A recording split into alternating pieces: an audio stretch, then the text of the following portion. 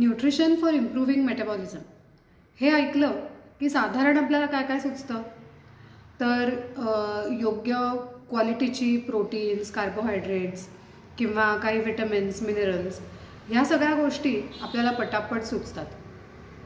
पण आपण फक्त कुठले अन्नपदार्थ निवडतोय एवढंच मेटाबॉलिझम सुधारण्यासाठी पुरेसं नाही आहे. त्याचा आपल्याला अजून खोलात जाऊन विचार करायला हवा आहे.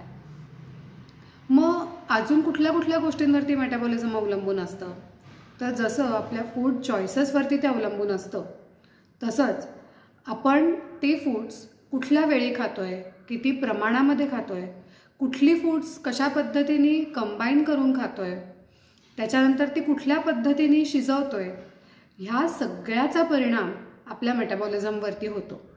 एवढंच नाही तर आपल्याला पुरेशी झोप मिळते का, आपण नियमित व्यायाम करतो का, आपल्या मनावर ताण आहे का, ह्या सगळ्याचा सुद्धा आपल्या मेटाबॉलिझमवरती परिणाम होतो.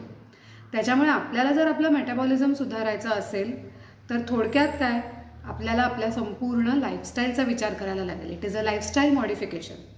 आणि त्यातलाच एक अतिशय महत्त्वाचा भाग तो म्हणजे आपल्याला जर आपलं मेटाबॉलिझम चांगलं राहायला हवं असेल तर सगळ्यात पहिल्यांदा काय व्हायला लागेल की आपण जे अन्न खातोय त्याचं मुळात पचन आणि ते पचन झाल्यानंतर त्या अन्नामधले जे न्यूट्रिएंट्स आहेत ते आपल्या शरीरात अतिशय चांगल्या एफिशियन्सीने ॲब्झॉर्ब होणं. पण हे न्यूट्रिएंट्स ॲब्झॉर्ब होण्यासाठी ते आधी त्या अन्नामधनं बाहेर तर पडले पाहिजेत. मग त्याच्यासाठी काय महत्त्वाचं आहे तर अन्न व्यवस्थित चावून खाणं. आणि ह्या गोष्टीकडे आजकाल कॉन्शियसली किंवा अनकॉन्शियसली आपलं खूप दुर्लक्ष होतं. का ते तुमच्या लक्षात आलं असेलच.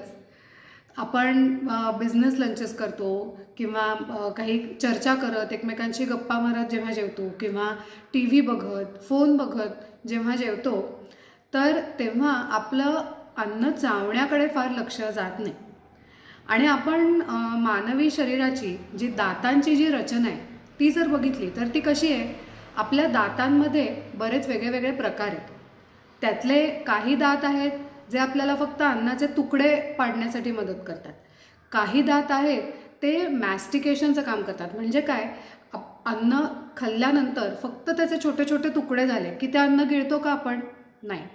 आपली तोंडामध्ये त्या अन्नाची एक अशी पेस्ट तयार होते आणि ती कशामुळे होते, घर्षणामुळे होते. सो बायटिंग आणि मॅस्टिकेशन किंवा अशा पद्धतीने ते चावून चावून चावून त्याची पेस्ट करणं अशी ही चुविंग ॲक्शन आपल्या तोंडामध्ये असते. आपल्या दातांच्या रचनेमुळे ती असते आणि ती आपल्याला गरजेची असते. मग त्याने काय होतं तर जेव्हा आपण कुठलंही अन्न खातो तर त्याच्यामध्ये बऱ्यापैकी प्रमाणामध्ये फायबर कंटेंट असतो, कारण आपण प्रायमरीली व्हेजिटेरियन फूड खातो. सो आपल्याला लागणारे बरेचसे विटॅमिन्स, मोस्टली बी विटॅमिन्स, त्याच्यानंतर काही मिनरल्स ही ह्या फायबरमध्ये ट्रॅप्ड असतात. तर ते फायबर लायनिंग जोपर्यंत ब्रेक होत नाही तोपर्यंत त्यातली न्यूट्रिएंट्स लिबरेट होत नाही. एवढंच नाही तर आपल्या अन्नाचं पचन हे आपल्या तोंडापासून सुरू होतं.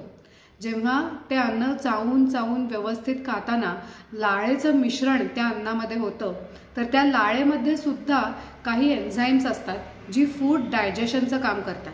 आणि अन्न आपण खाऊन पोटापर्यंत जेव्हा ते पोचतं तेव्हा it is expected that the food is digested to a certain extent. म्हणजे प्री डायजेस्टेड फूड आपल्या जठरापर्यंत जायला हवं आहे. ओके, ते जर आपण पटापट चावून, आजकाल अक्षरशः आपण अन्न गिळतो.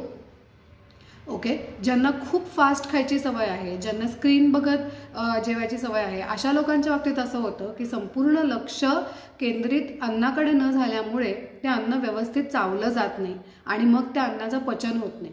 त्याच्यामुळे ब्लोटिंग, गॅसेस, इनडायजेशन ह्या सगळ्या तक्रारी होण्याचं प्रमाण सुद्धा वाढतं.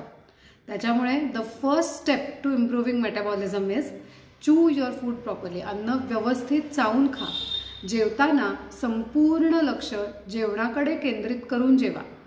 ओके, सो ह्याची आता हे आपण रेग्युलरली फॉलो करायला आपण सगळेजण सुरुवात करूया.